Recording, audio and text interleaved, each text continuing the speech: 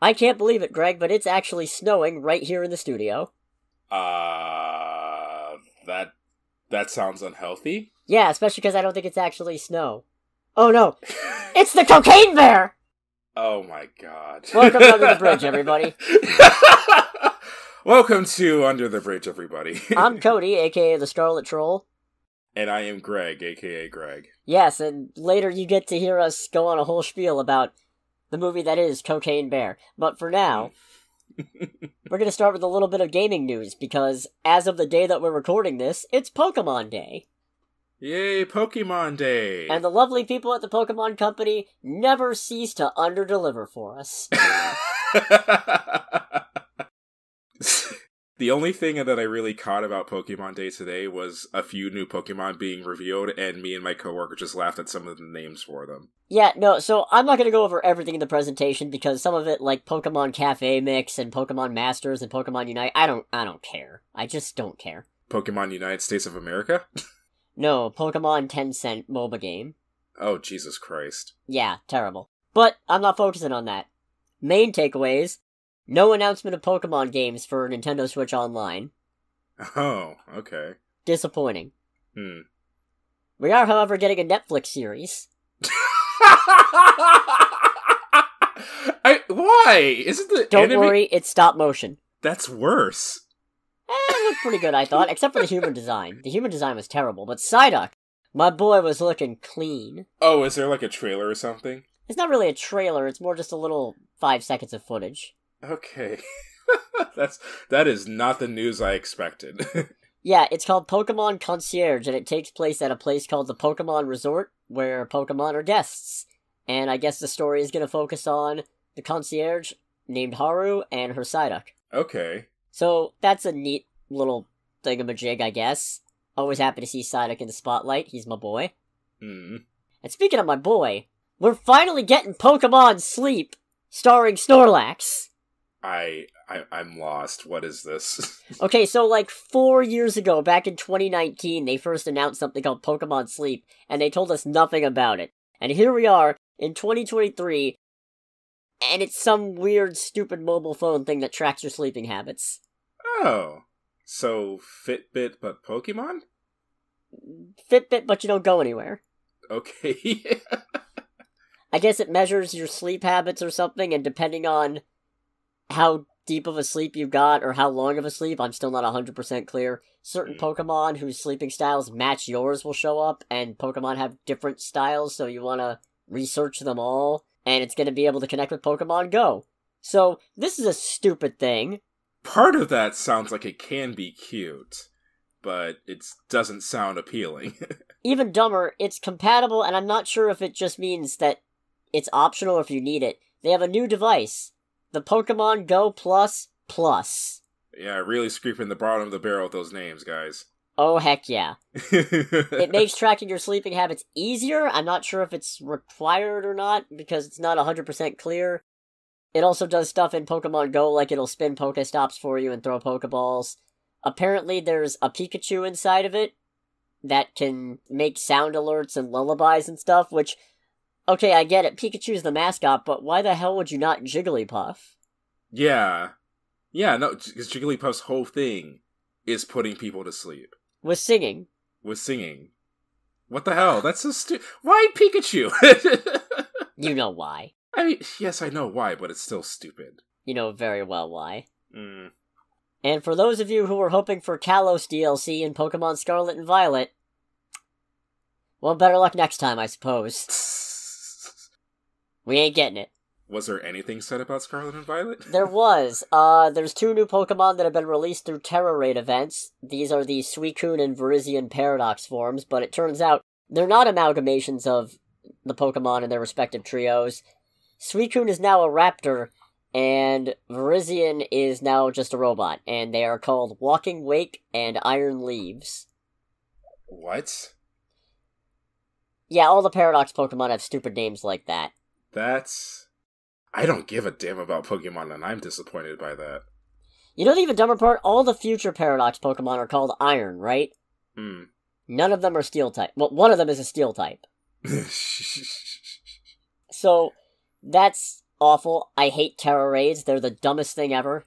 They don't even work half the time. And it sounds like a very bad name for an event. So naturally, I already have both of them. Are you proud of yourself? You know, a little bit. I thought I was going to be at this for days. Oh, okay. Well, that's good. It's good that you got it knocked out pretty quickly then. Unless I want to do it again in Violet. Mm. God, I hope I don't want to do it again in Violet. One sec, I'm getting the two new paradoxes so I can show you what they look like. That is... Which iron one is the green Which one do you think is Iron Leaves? Oh, okay, sorry. I couldn't remember the leaves part. Iron Leaves is terrifying looking. What about Walking Wake? Suicune's a literal dinosaur. Yeah, that's... I'm gonna have to bleep that. Nice job, me.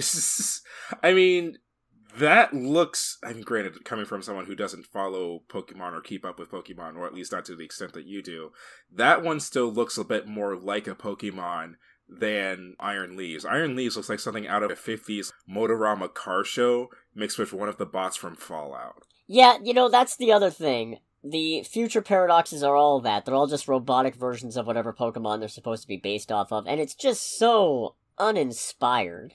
You know? Why are they all robots? What happens in the future to make them all robots? Is this like the Pokemon equivalent of them introducing cyborgs in the Naruto? Yes. Probably. I never got that far in Naruto. I haven't either. I just like kind of... Well, it's apparently something in Boruto, but I just like kind of went, I wonder how Boruto's doing. They're cyborgs. Okay. And done. But no, it turns out the actual DLC is going to be called The Hidden Treasure of Area Zero. Like the previous DLC for Pokemon Sword and Shield, it's going to come in 2 parts. Part 1, the Teal Mask. Yeah, the Teal Mask is set to release in fall 2023, so fall this year. And the second part, the Indigo Disc, is set to release in winter. So we don't have that long to wait between the two of them. I guess the first part is going to involve a new Pokemon called Ogerpon, and you're going on a school trip to some region called Kitakami. So rather than go to Kalos, you know, the region that already exists based on France, ergo would be right next door to the region based on Spain, we're going back to Japan! Yeah. Well, how long has it been since Pokemon's been in Japan? That was a dumb question. I realized how dumb that question sounded. Not really, because the last new mainline region to be based on Japan was Pokemon Diamond, Pearl, and Platinum. Although, I guess technically Legends Arceus, but Hisui isn't really new, it's just Ancient Sinnoh. Oh, okay. So it's been a while, because since then they branched out a bit more, because, you know, Unova was based on New York, and also United States is kind of as a whole, but mostly, you know, New York and that area. Okay. Kalos was North France, Alola was Hawaii, and Sword Galar was, the UK. Okay.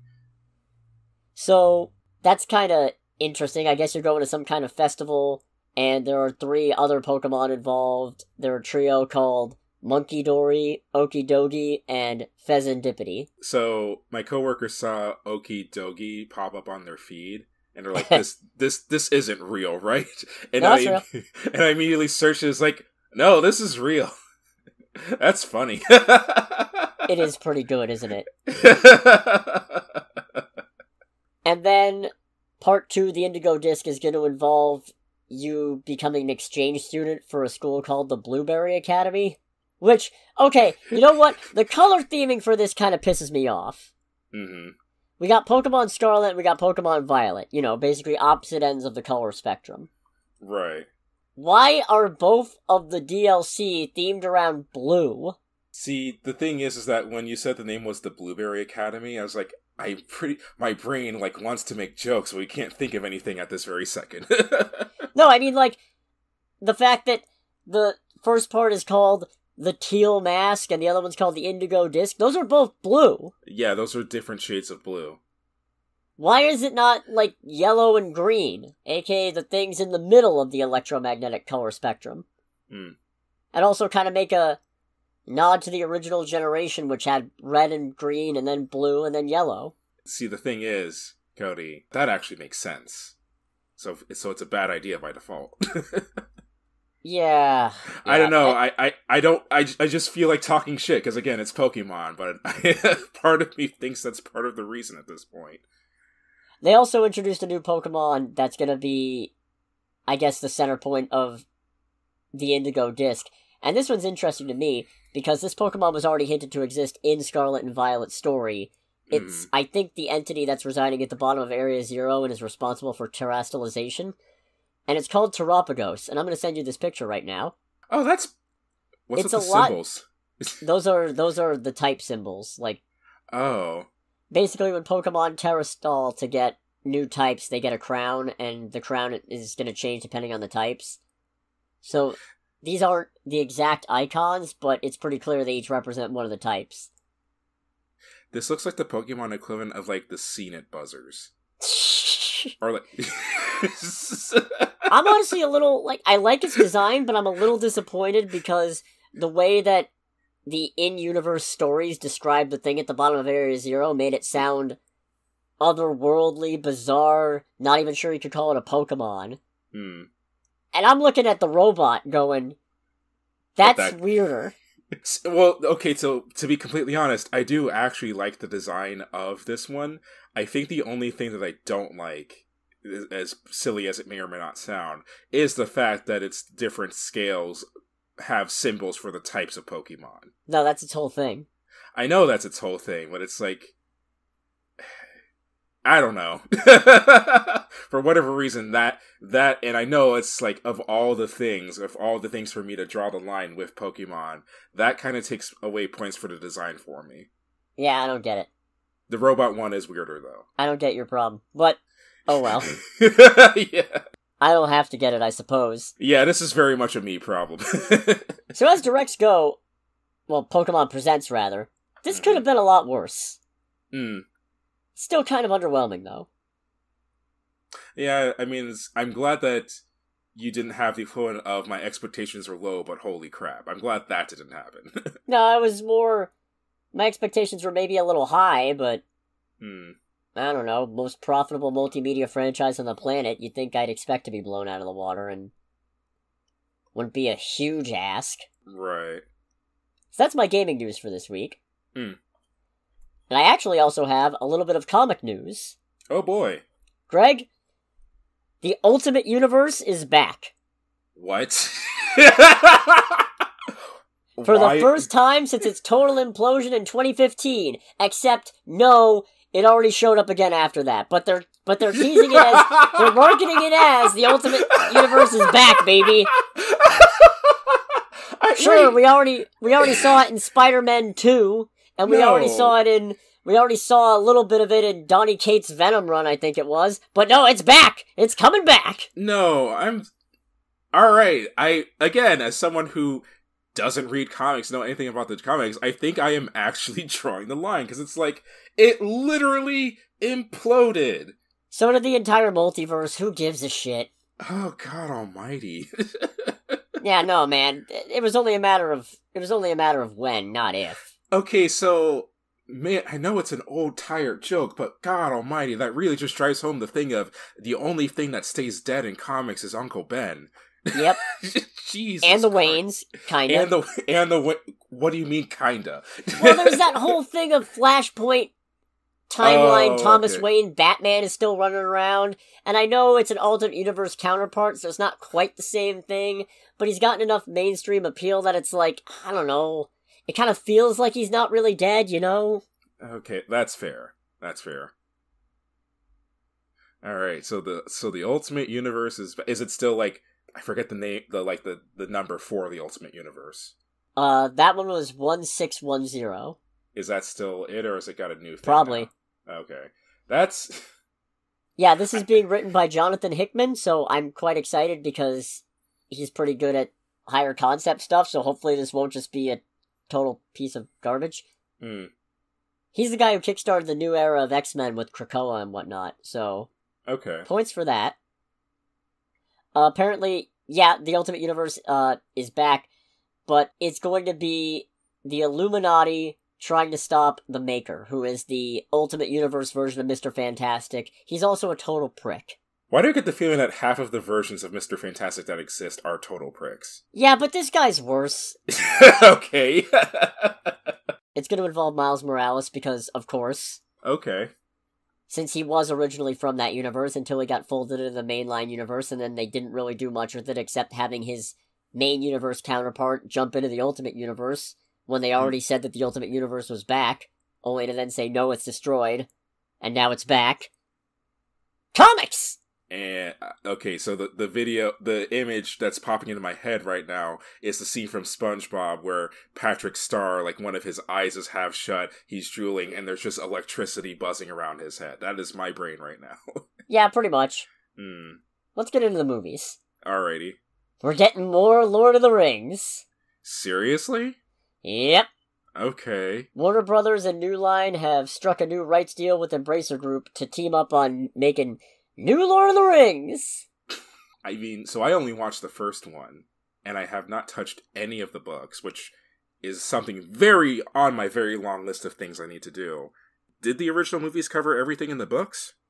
I only watched and read the first two. Okay. But no. Oh, okay, fair enough then, and I guess there's still some ground. There's entire subplots and what have you that got cut from the books, which of course that's gonna happen, especially when the books are that dense, but... No, they didn't cover... I mean, they covered the entire storyline, I suppose you could say. Oh, okay. So, I'd expect... Oh, are we... Oh, no. Is this gonna be a... Is this gonna be like a Man in the High Castle situation?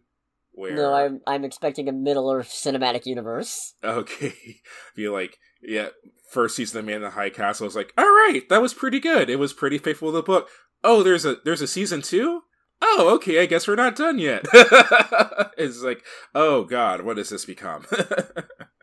I've seen bits and pieces of some of the Hobbit movies too, but I've never actually sat down and watched all the Hobbit, because I always feel like I need to watch Return of the King first, even though I know the Hobbit movies come first.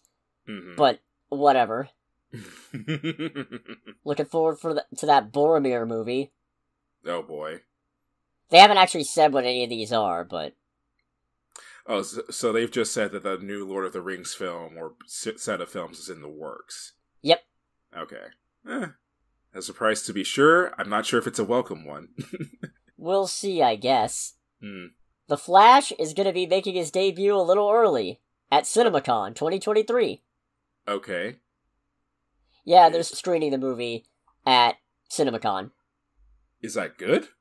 Yeah. Okay. Top Gun Maverick had its first showing there. Oh, fair. I'm guessing this is one of those things where this isn't indicative of anything. It's just, we're so confident in this movie, we want to show it early to this very particular audience type of deal. Yeah, I think it's so they're hoping that if it gets rave enough reviews, everybody will just kind of forget about Ezra Miller. I won't. That is a hell of a lot easier said than done with that character. You never know. Audiences have kind of short attention spans. Fair. I'll bite that in a couple of months, everybody who isn't closely following this stuff will have completely forgotten all about it. Yeah, probably. That's why I'm seeing Elemental instead. Understandable. So, this could mean they have real confidence in it. It's really hard to tell between all the PR speak, you know? Because James Gunn said it's potentially one of the greatest superhero movies ever, but he's now in charge of it, so... Yeah, I was gonna say, that's a mighty claim. I'm not saying I don't trust James Gunn, I'm just saying I could also see David Zaslav standing behind him with a gun to his back. Yeah, I mean, it's one of those things where it's like, yeah, he's gonna say that because he's in charge of the product, so he's not gonna talk down the thing that he is actively working on and has something to lose on. And, you know, James Gunn is no amateur to this type of stuff, but it's one of those things where it's like, okay, given all that's involved, that's still a mighty claim, even coming from that man, but probably a PR claim as well, if we're being honest. Yeah. Meanwhile, David Zaslav is just also standing with a gun to Peter Safran's back saying, and now tell him I was right to cancel Batgirl. Oh, goodness. The Oscars have learned from last year, apparently. Oh boy. They put together a crisis team. Oh, what, to stop another, like, Will Smith slap scenario? Exactly that. That's funny. The Academy CEO Bill Kramer said, "We have a whole crisis team, something we've never had before, and many plans in place. We've run many scenarios, so it is our hope that we will be prepared for anything that we may not anticipate right now, but that we're planning for just in case it does happen." Why would you admit to that? Why would you admit that you've never... It's like, God, I think I've said this before on this show, but man, it's like the ads about when the pandemic was like kind of sort of tapering off and people were opening their stores again and be like, we take extra steps to sanitize our area and all that. It's like, okay, what I'm getting out of this is that you didn't do this before. Yeah, filthy animals. Yeah, it's it's got, oh God, that's... Man, I don't know if this is just like cynicism running in me or what, but that just, it's like, alright, everything about what you just said just made me lose even more faith in your ability to handle such a situation. Oh, God. I almost hope another one does happen just so we get to see what this crisis team does. It's like, okay, we didn't think about that one. It's like, you thought about scenarios that wouldn't happen. It's like, yeah, and we didn't think of that. Are you for real? Oh, man. Oh, that's funny.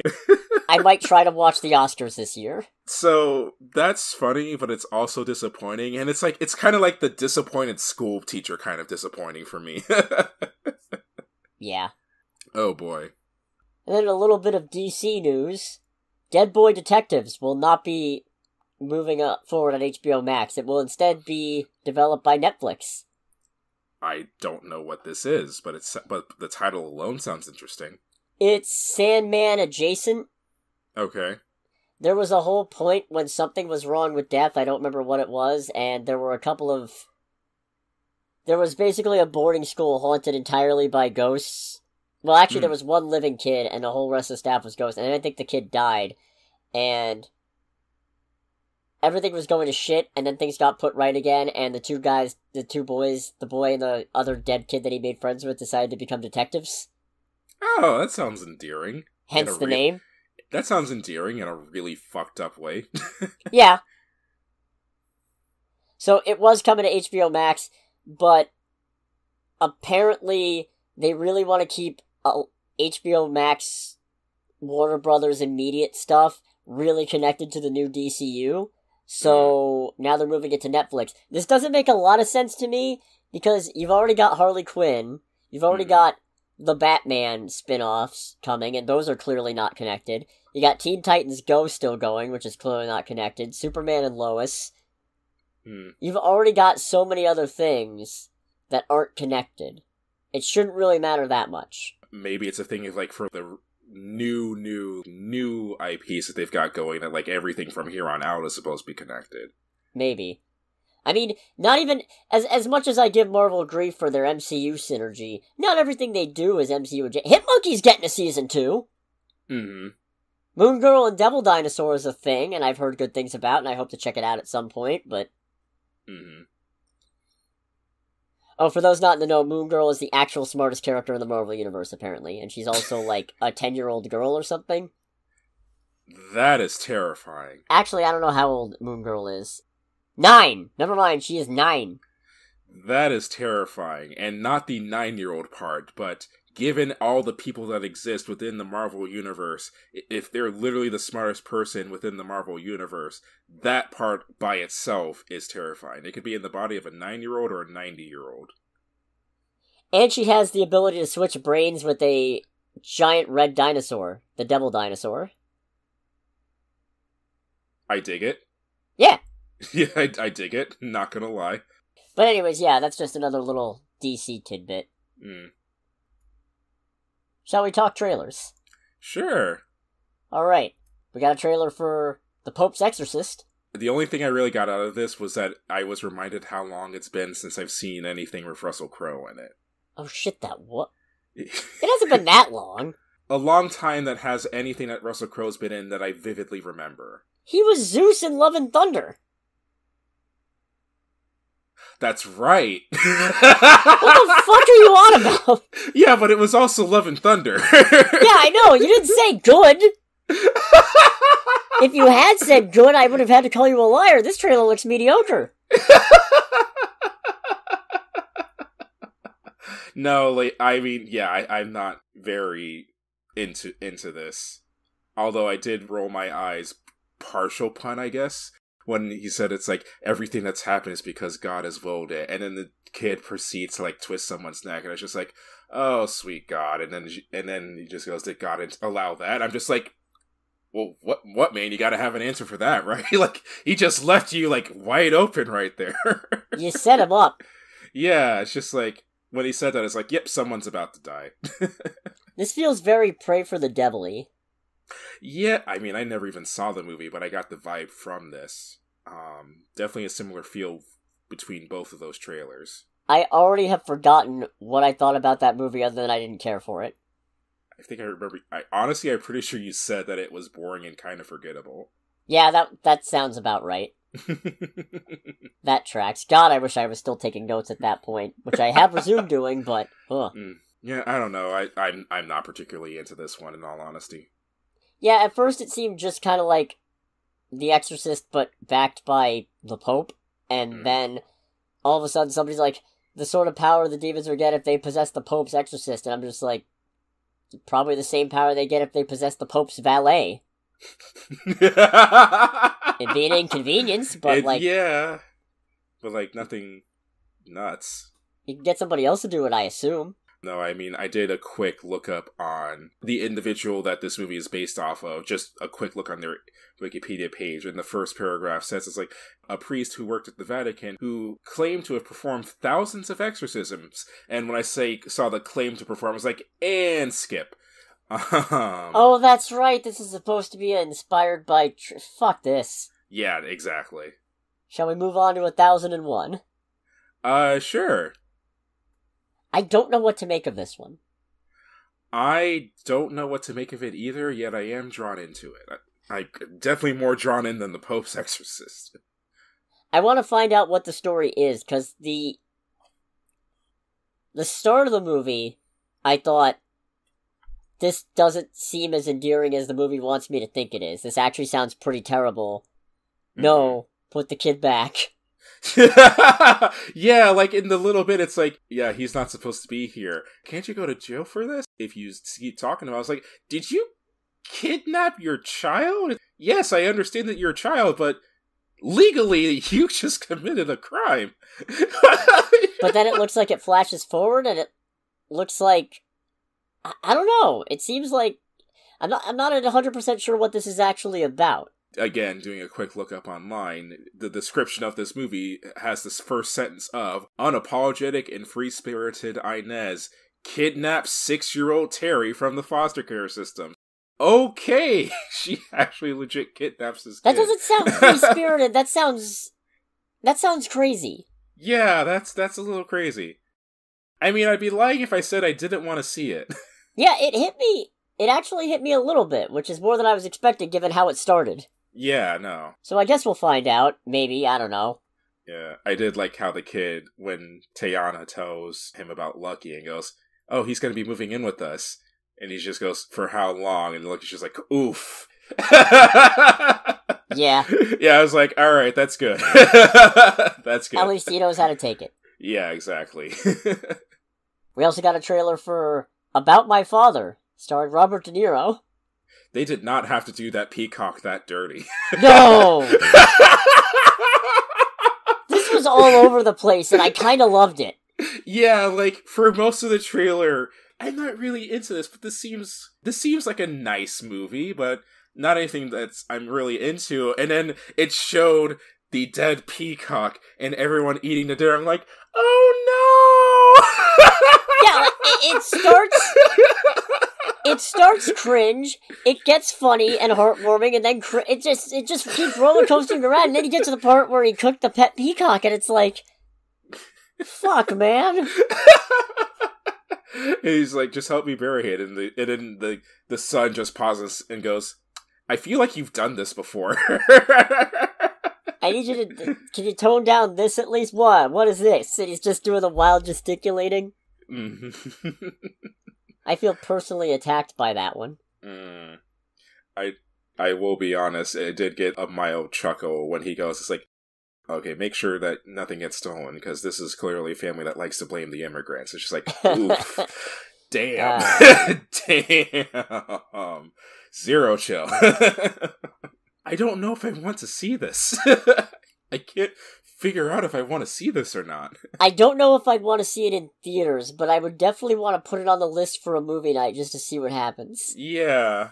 Yeah, you know what? Same. I can definitely agree to that. It's a case of, I want to see how everybody else would react to this, because I feel like this would either be a really fun time for all of us, or it would be a really terrible time that we'd manage to spin around into a fun time. Yeah, no. I mean, I do see this as a movie that all of us just sit around and make fun of. Oh, yeah.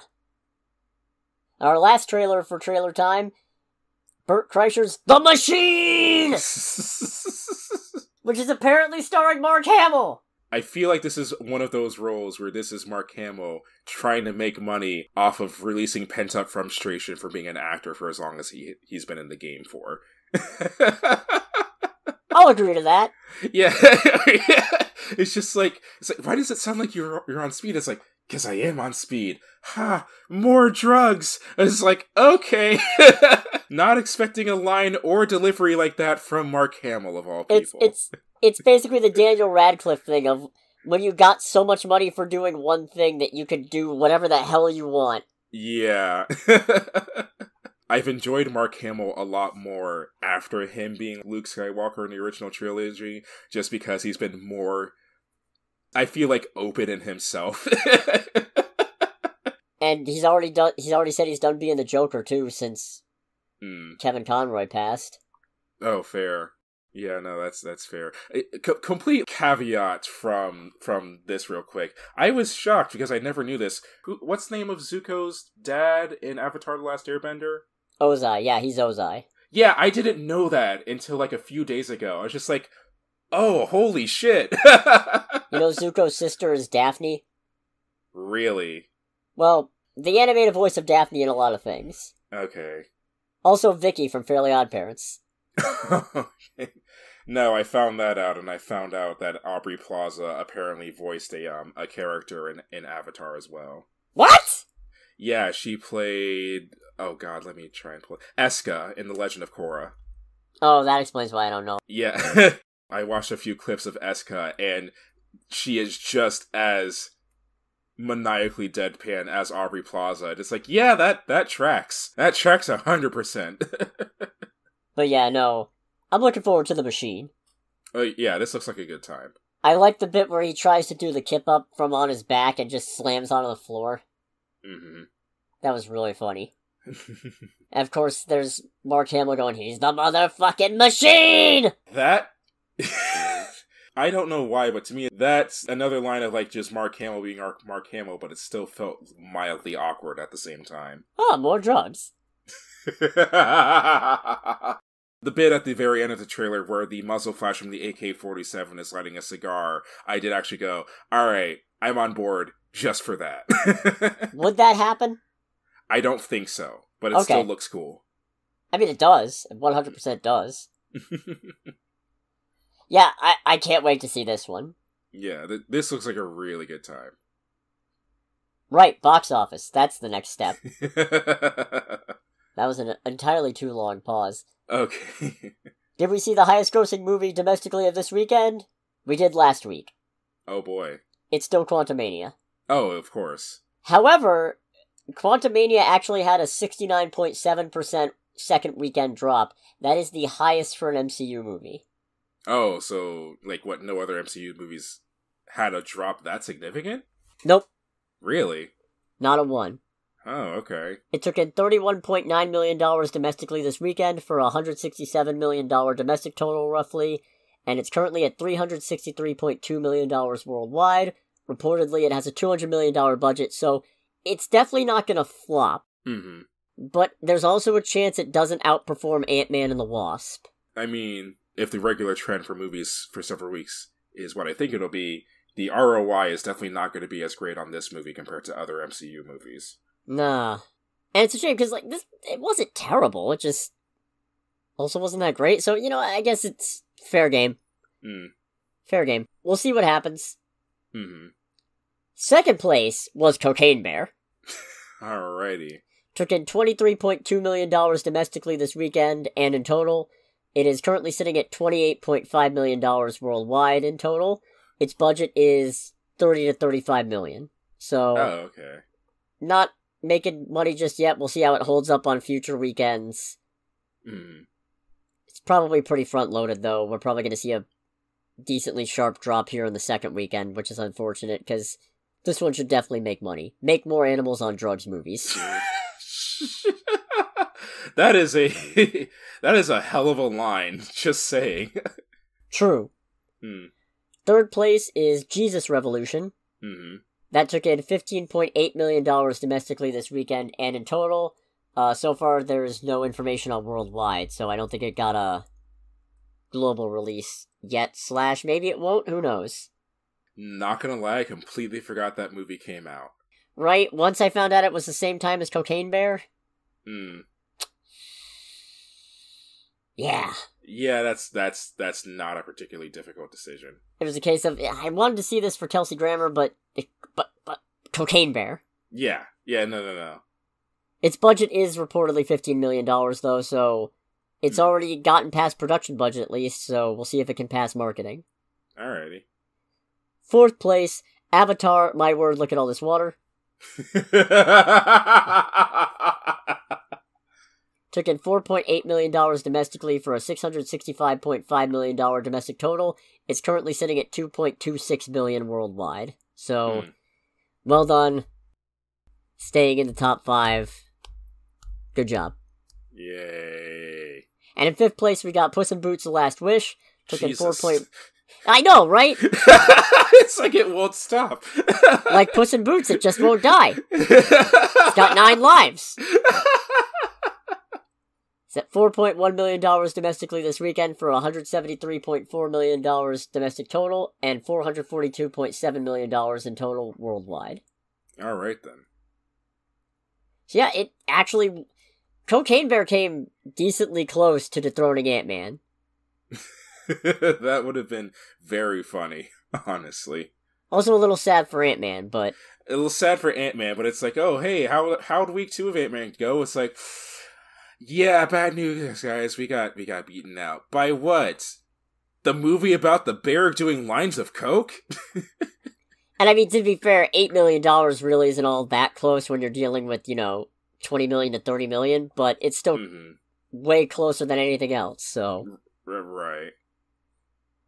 Now that we cleared box office, let's talk about Cocaine Bear. I don't know why it is that so far 2 of my favorite movies this year involve bears going on rampages and killing people. Well, I think in this case, no, because the only moment of people being silly with nature and nature winning is kind of in the first little bit, so I don't think that really works. Although, granted, that bit is also at least implied in the trailer. Do you want to try to give the synopsis for this? Yeah, alright. I mean, it's a bear on cocaine. I don't know what else to tell you. It's very loosely based on Pablo Escobar, the bear that ingested a bunch of cocaine that was thrown out of a plane and then died. But in this case, the bear has time to go on a rampage. Yeah. And if you're wondering what this is loosely based off of, Pablo Escobar was a real thing, and that is connected to the very sad and fascinating story of a gentleman by the name of Andrew Carter Thornton II. This guy is fascinating and a very sad individual, and if you have spare time, I definitely recommend, depending on how much black humor you like, reading up on his story. But yeah, Bear eats cocaine, goes on a rampage, hilarity ensues? So this movie was not quite what I was expecting. I thought it was going to be a lot cheesier somehow. I'm honestly surprised. In the same way that I'm... You know how I get on Lightyear's case because I insist that this is not a movie that would have been made in the 90s? I was kind of expecting Cocaine Bear to feel a little more 80s, not necessarily in terms of production values, like I wasn't expecting grainy camera or any of that, but I was kind of expecting the writing and structure to lean a little more 80s. This feels a little more put together than I would have expected a movie about a cocaine bear to be. You know? Yeah. No, it's... and that's such a weird thing to say that I don't know how I feel about the movie because the movie was like, basically better than I was expecting. I mean, to be honest, with everything that was shown, what I was more or less expecting, and what I'm very glad I did not get, was I was kind of expecting a situation of The Mean One, but being better quality and funnier to watch. And I'm glad I didn't get that, because that is, for at least from how you've talked about The Mean One, this was so far removed from that. It's like, okay, it's not even close. Yeah, no, this is an actual movie. They do a really good job making most of the characters unlikable pricks. Yeah. Yeah, they do. So that when they suffer a bunch of horrific injuries, you don't actually feel all that bad about it. I think the only person I was just kind of like, okay, I don't completely hate you, was the police sergeant. Oh, the one with the fancy dog? Yeah. Really, I hated his guts. I mean, it was like, my brain went, it's like, I don't like you, but I don't dislike you nearly as much as all the other humans in this movie, for the most part. I don't understand why they even sent him. Yeah, well, I don't think he was even sent. I think he just went on his own. No, he said they were sending him down there to go look for it, didn't he? Maybe. The feeling that I got was that he was like, oh, I heard about these guys, been following for years, I'm going to go down and try and see if I can catch them. It's like, this is not your jurisdiction. Why are you going at this alone? And it's like, how do you think this is gonna go? Yeah, especially because he doesn't seem particularly competent at his job anyway. Yeah, no. Which actually, you know what? That's something I do like about the movie. This movie does something that should frustrate me, which is a lot of the reason why the plot happens is because people are really incompetent at what they do. Mm-hmm. But they telegraph that everybody is really bad at what they do, so you don't really expect any competence. It's not like a movie where, oh yes, look at this highly accomplished park ranger who always knows what to do except when we need the plot to advance, so they're gonna make a stupid boneheaded mistake, like leave the radio off or something. No, this ranger is terrible. And it's basically established straight up that Margot Martindale's ranger relatively early on is doing what she does because she would rather be doing something else that she's not qualified for.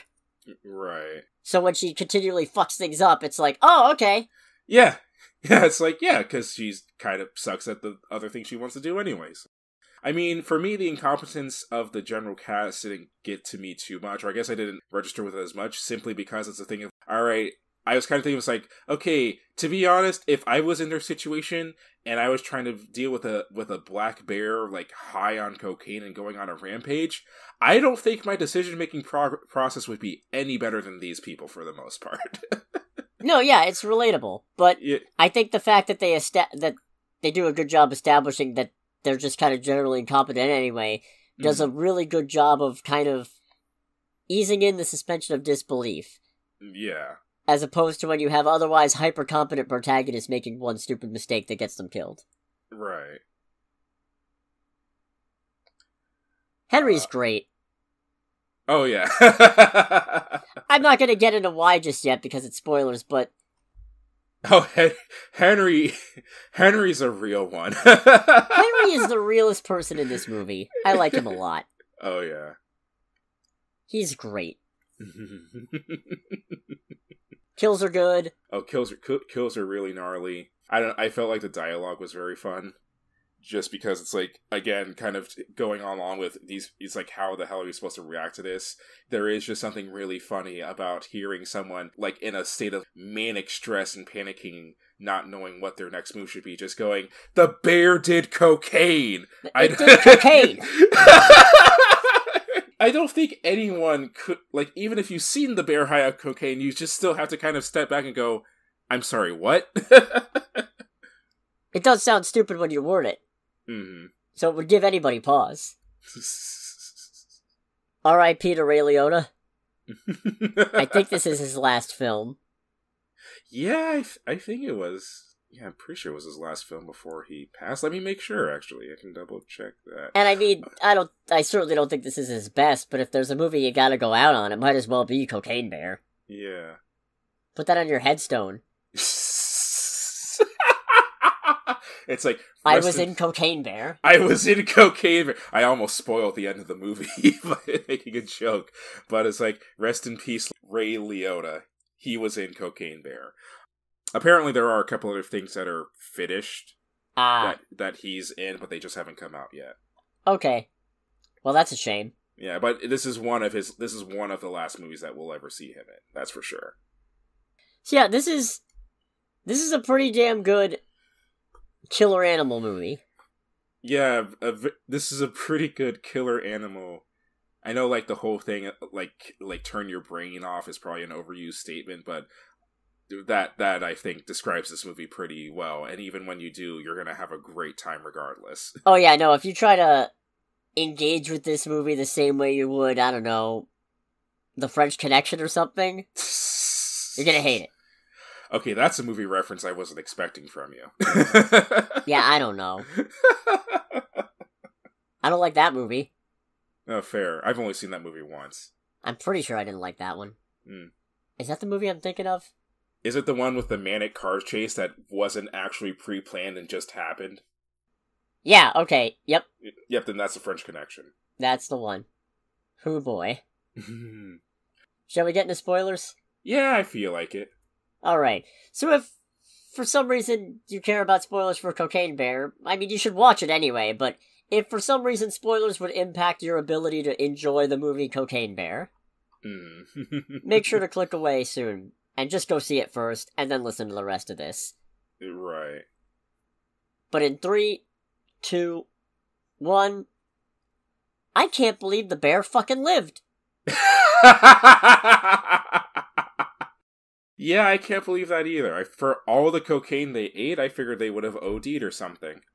Exactly. I figured somebody was going to put it down before the end of the movie, and if not, the fact that it's still addicted to cocaine would have done it. Mm-hmm. But the fact that the movie ends with it and its cubs, all of whom are addicted to cocaine, just going back to living their lives, I guess. I mean, I'm sure there's more cocaine scattered around, but what happens when they can't find any anymore? I think that was actually kind of the only bit of the movie that did actually frustrate me were the several instances of people, like, coming across the bear and they had guns. And, like, with the exception of the park ranger, because of how just horrendously incompetent she was, every other instance I was like, okay, just shoot the damn bear. Yeah, there was a point when it's laying on Eddie and David is approaching it. You could have just shot it in the head. Yeah. Yeah. Would that have killed it? I don't know. I kind of want to say yes, especially with how close range they were. True. I guess to be fair, though, again, everybody's kind of incompetent, but also it's one of those things where if you're not 100% sure, which I'm not, I wouldn't. Oh, fair. You're only going to get the opportunity to headshot it once. If that doesn't do it, then... And you're about to have a very bad time. Because let's assume it's very quickly lethal, but not immediately, right? Mm-hmm. You are within swinging distance of one of its paws if you're putting that gun point blank against its head. Yeah. No, yeah. If it's not a kill shot, you're gonna have a bad time. Might even lose a couple fingers, just not the fingers that are right next to each other. How? How did you do that? That is not... Okay, that was a joke. But yes, so this actually happens in the movie. And in my head, I spent the last little bit of the movie, whenever there was a pause, like a kind of a momentary pause within the movie, I did actually think about it. I spent way too much time imagining fingers being blown off in my head, because I was trying to figure that out. Okay, what if... Mm-hmm. He had every finger... He was holding his hand sideways.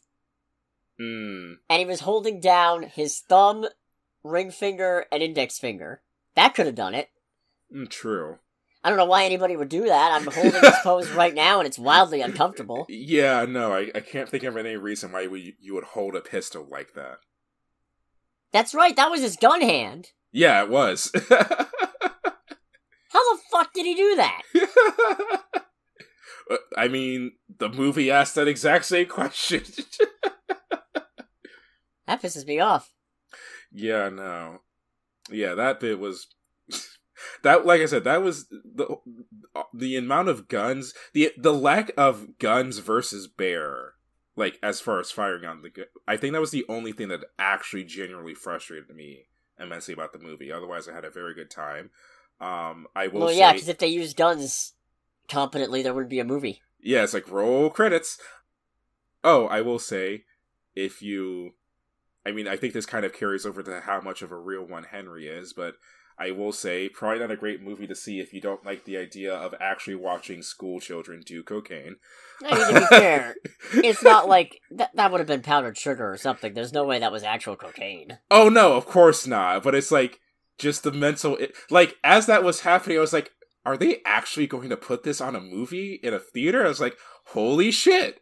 The kids did cocaine. The fuckers did it. They just had children do cocaine.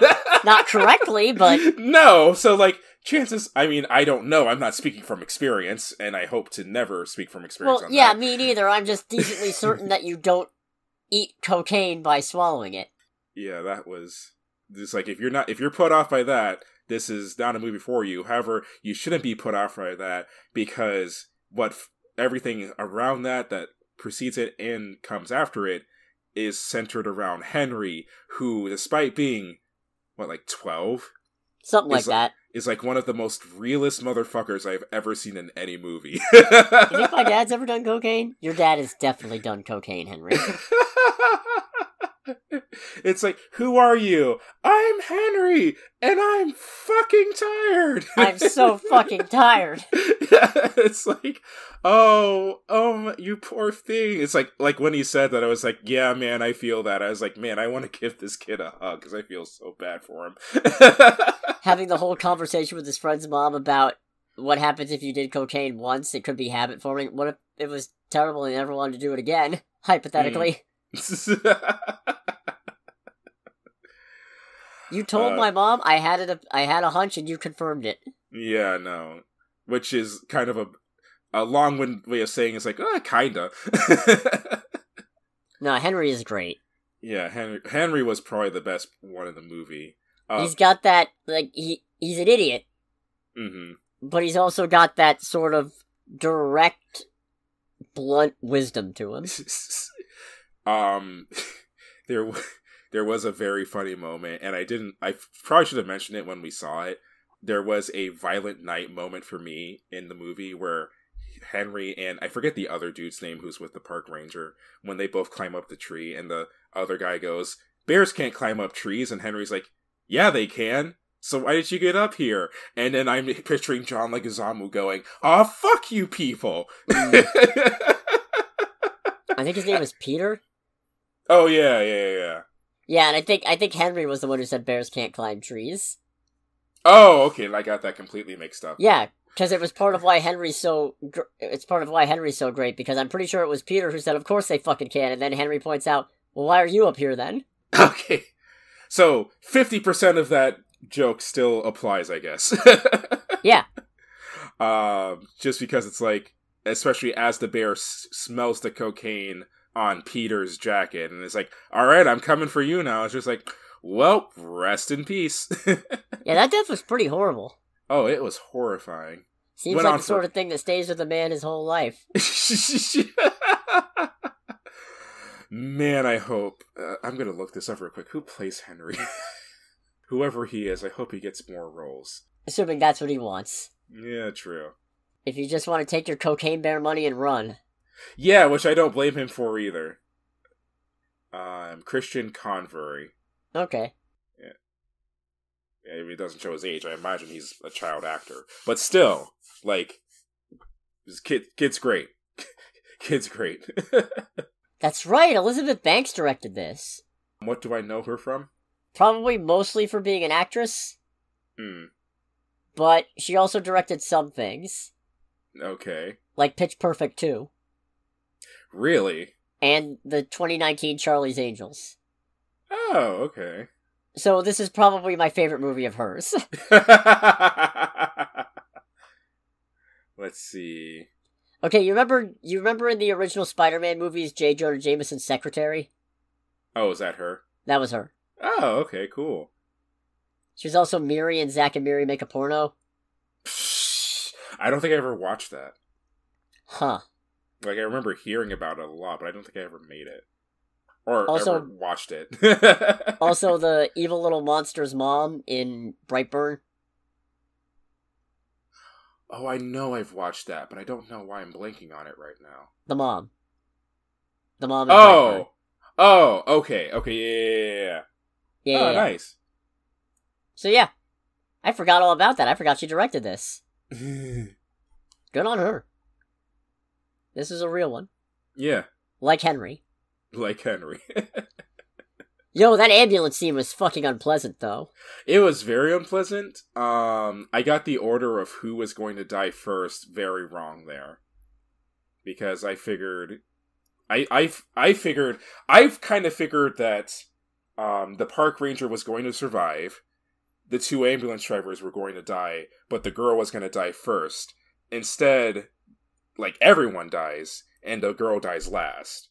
So I got that very wrong, just because I was expecting the usual, who dies first, check-off list there. I honestly kind of figured they might get away. Yeah, I mean, it would have been cool since that scene was used as the cliffhanger for the trailers. I thought when I saw when it happened in the movie, I thought this is too early for the movie to end, so obviously they can't shoot the bear, but like, how the fuck is the bear gonna? How is this gonna work? So I figured they'd shut the door on it or something. Yeah. But no, all three of them die pretty horrifically. Yeah, it was a... Yeah, like... But really only one dies to the bear. Yeah, everyone else just kind of dies by proxy, more or less. Margot Martindale's character went out terribly. Yeah, she did. Ugh, yeah, that was... Grinding against the pavement. Yeah, after taking all the hits that she took before, too, like... Yeah. That was a brutal, brutal death for her. Do we think Cocaine Bears is likely to happen? As much as I enjoyed this movie, I kind of hope not. What if it's a different animal, on a different drug? I don't know, like what? I'm trying to think of a combination I'm having. For all the drugs that exist in the world and all the animals that exist in the world, I'm having a surprisingly hard time thinking of, like, a creative and reasonable continuation. I mean, if it's Meth something like... cougars.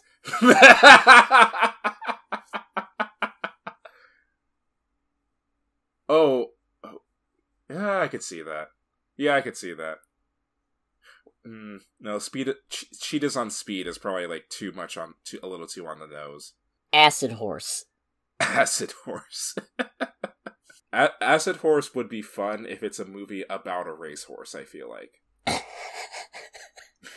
Oh, that's terrible. I kind of want it too now. I'm glad I could be of assistance. I guess Ray Liotta also got a pretty gruesome death in this.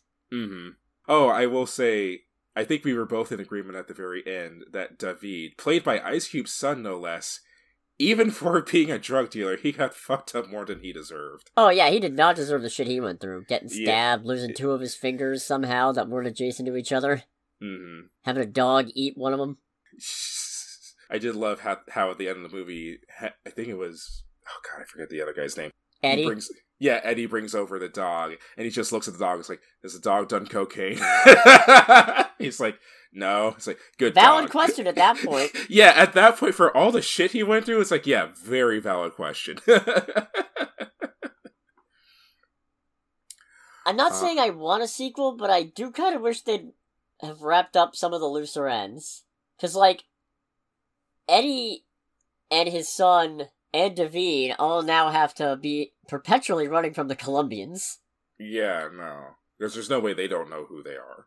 Which was another dumb thing, watching Ray Liotta insist on, we have to follow this bear, we need everything, because if anything's unaccounted for, we're fucked. It's like, well, you're already fucked based on how much cocaine that bear ate. Yeah, you are already, like, mega fucked. What are you gonna do, scoop it out? I mean, to be honest, with how tunnel vision he was on that, I could see him trying that, or at least, like, following the bear's shits, and just, like, grabbing those. It's like, we gotta rescue the cocaine, and they're like, okay, man, you're fucked in the head. All in all, this movie was pretty well paced, but there was one bit that kind of baffles me. Hmm. And it's the hiker couple from the trailers, where the woman says, we have such good luck with nature. They get attacked right at the start of the movie. Yeah. And we don't see the guy for most of the movie again until Dee Dee's mom and Henry run into him. And he shows them to the cave where the bear apparently was staying, and that's where it took Dee Dee. Mm-hmm. And as they're going in, he goes, wait, what about me? And we don't see him again, but then we hear him screaming outside the cave, and the implication is the bear gets him. And then Ray Liotta and his drug dealing group comes up on the cave, and one of them goes, I don't think we should go in there. I mean, you saw what happened to that hiker. And then there's a flashback to one of them tripping over the hiker's corpse. And it's just like, why did you flash back to that? Yeah, that bit felt... I kind of got the feeling there that was... I don't know if this would happen. It felt, I was like, oh, wait, that's right. We need to, like, make sure that the audience knows that this guy actually died. And right, but you could have had them...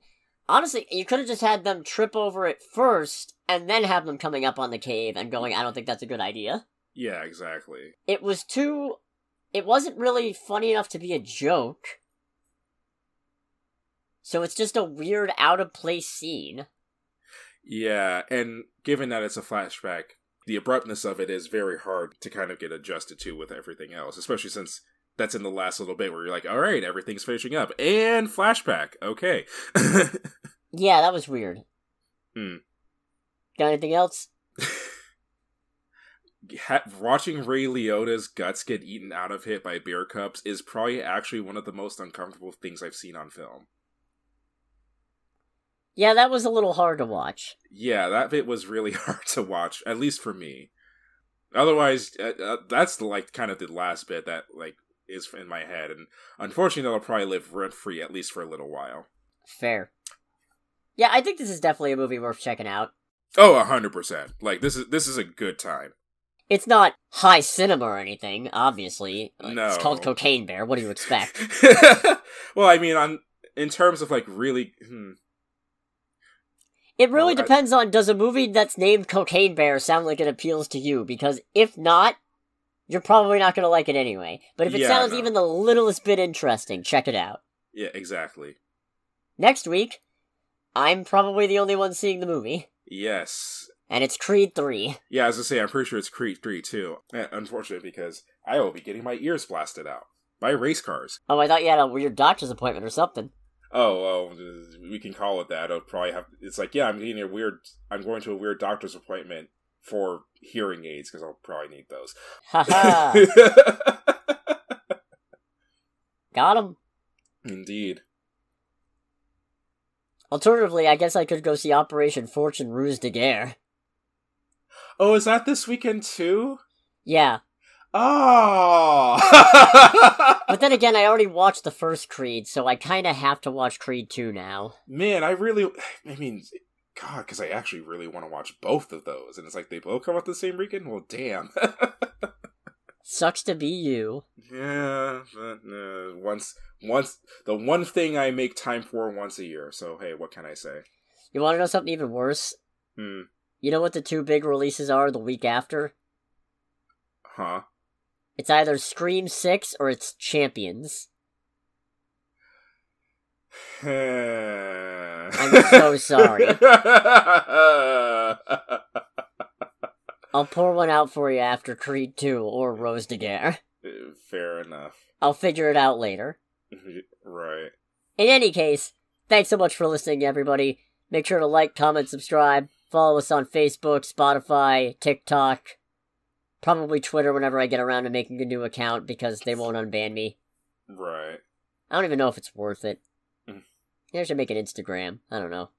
Instagram works. God, I hate social media. Same. But you know what I don't hate? Doing this.